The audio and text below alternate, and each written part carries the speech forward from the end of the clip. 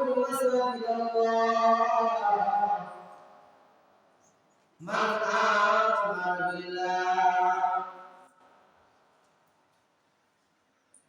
الله رب العالمين إنما يعمر مساجد الله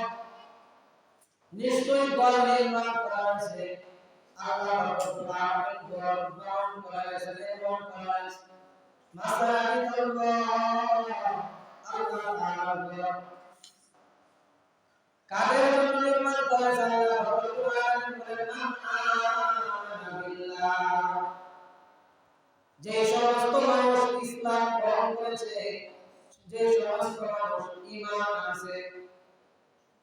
কার উপরে মান আল্লাহ রাব্বুল আলামিন বলেন মান আমানা বিল্লাহ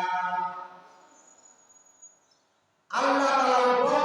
যে ব্যক্তি ঈমান আনছে আল্লাহ তাআলাকে এক বলে বিশ্বাস করছে নবীকে শেষ নবী হিসেবে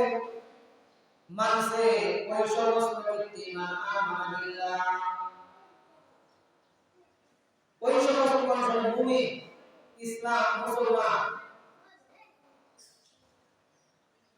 তাদের উপর কর্তব্য হলো এই মসজিদের আমল করা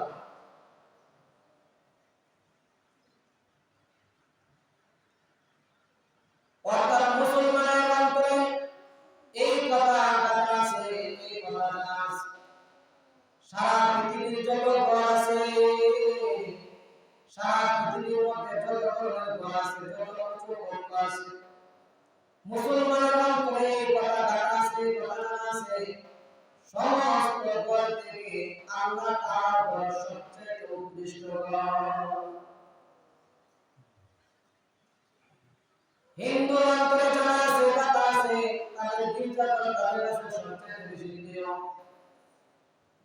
খ্রিস্টানদের তাদের অন্তরে কথা আছে তাদের অন্তরে এই জ্ঞান আছে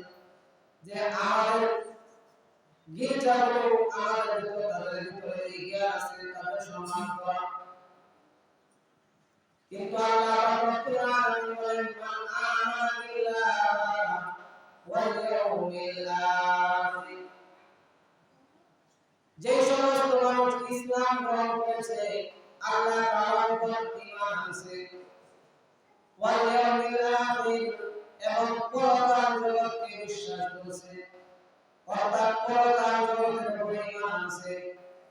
আল্লাহ রাব্বুল আলামিন বলেন ওয়ালাম ইয়াশাইল্লাহ তাদের ভিতর আল্লাহ তাআলার ভয় ছাড়া কোনো ব্যক্তি হয় না